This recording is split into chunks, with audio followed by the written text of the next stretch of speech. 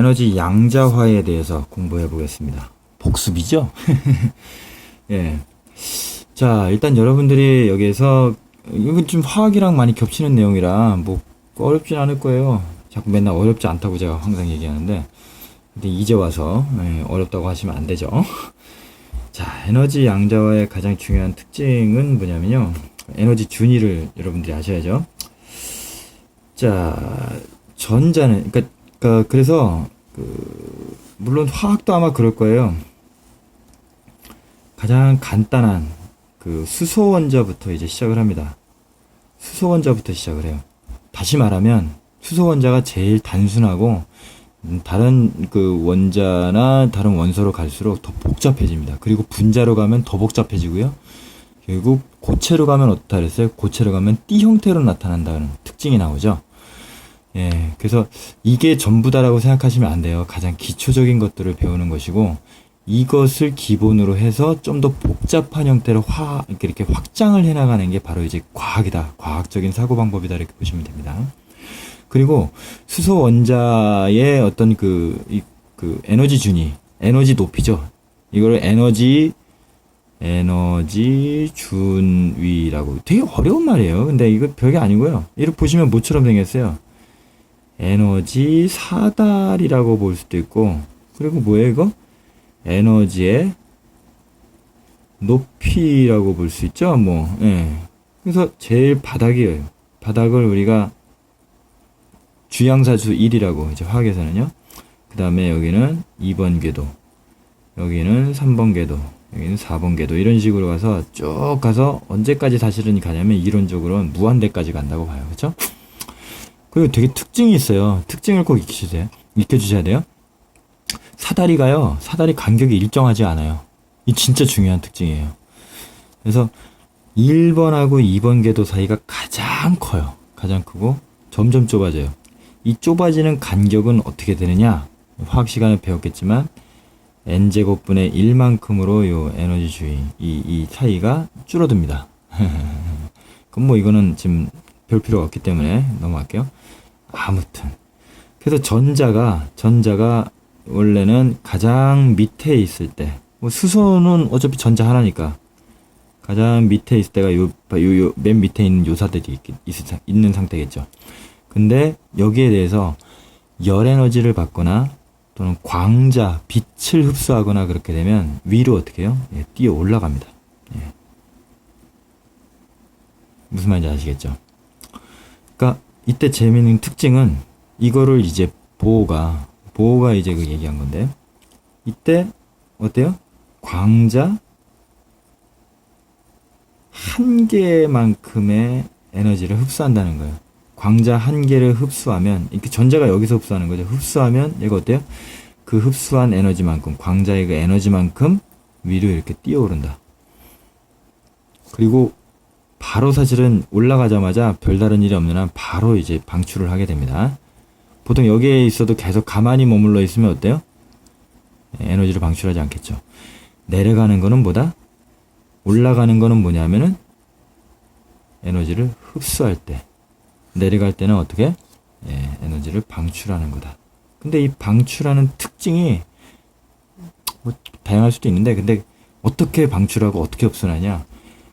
이게 되게 중요합니다. 광자 한 개를 흡수하면 올라가고, 그 흡수한 에너지만큼 이렇게 올라갈 수도 있고, 이렇게 올라갈 수도 있고, 이렇게 올라갈 수도 있고. 근데 여기 중간에 올라갈 수는 없어요. 중간은 안 돼요.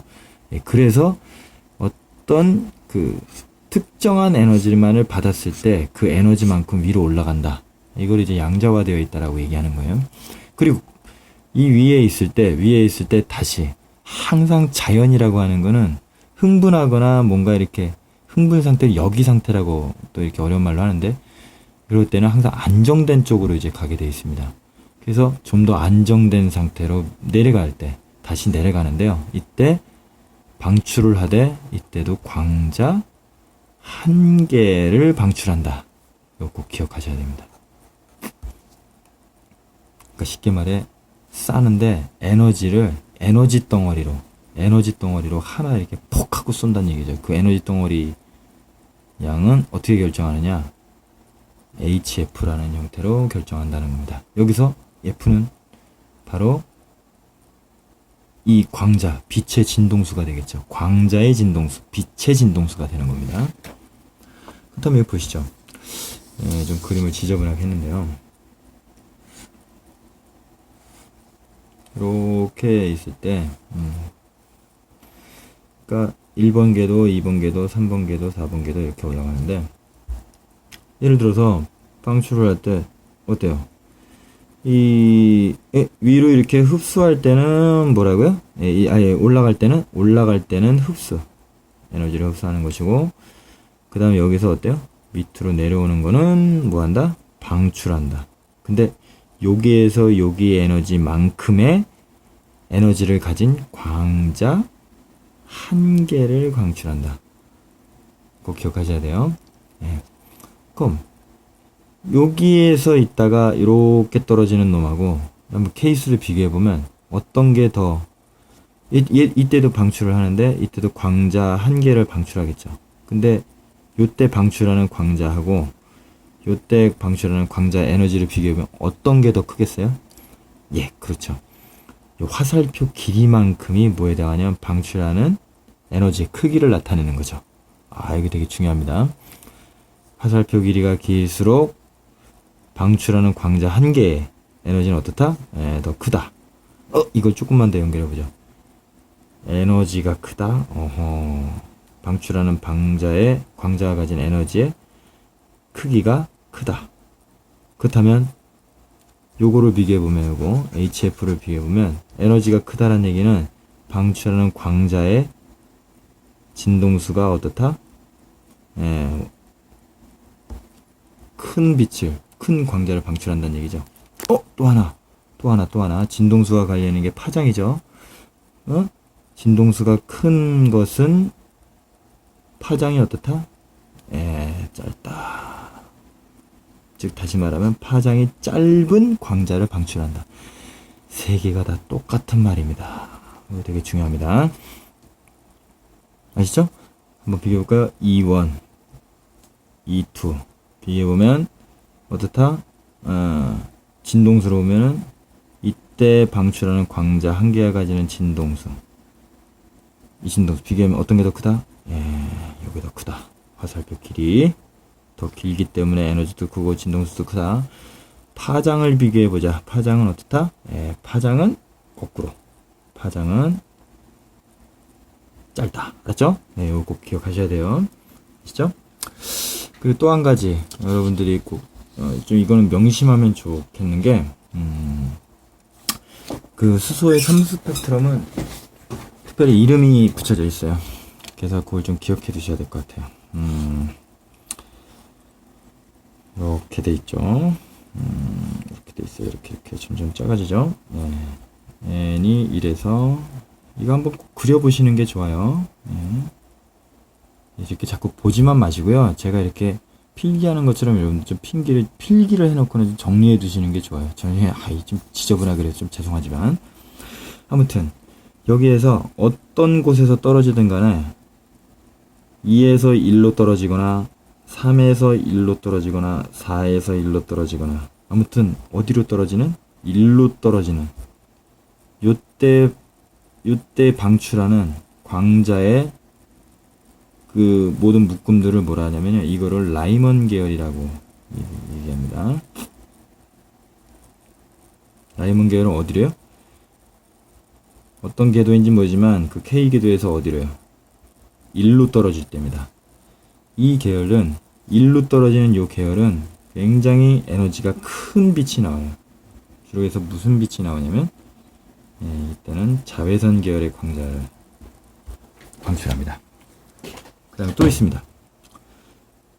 여기에서 2궤도로 떨어지거나 4에서 2궤도로 떨어지거나 5에서 2궤도로 떨어지는 이런 계열이 있습니다. 즉 이쪽으로 떨어지는 계열을 우리가 뭐라 하냐면 발머 계열이라고 합니다. 이거는 굉장히 친숙하죠. 왜냐하면 이게 지금 뭐가 방출되냐면 이때 가시광선이 방출이 돼요. 가시광선이 방출이 돼요. 아시죠? 가시광선이 방출이 돼요. 그 다음에 3궤도로 떨어지는 게 있어요. 뭐 예를 들면 여기서 4에서 3으로 떨어지거나 5에서 3으로 떨어지거나 6에서 3으로 떨어지는 경우 있죠. 이때는 뭐라고? 파션 계열이라고 합니다. 다 사람 이름 같죠? 맞아요. 사람 이름을 따서 이렇게 만든 거예요. 계열들을 이름을요. 3으로 떨어지는데 이때는 가시광선보다 파장이 더 긴 그 빛이 나오는데요. 이때 적외선이 나옵니다. 이 길이도 한번 비교해 보는 게 의미가 있겠죠. 예. 이 자외선 계열, 라이먼 계열 중에서 가장 에너지가 작은 게 요놈이죠. 요놈이죠. 예.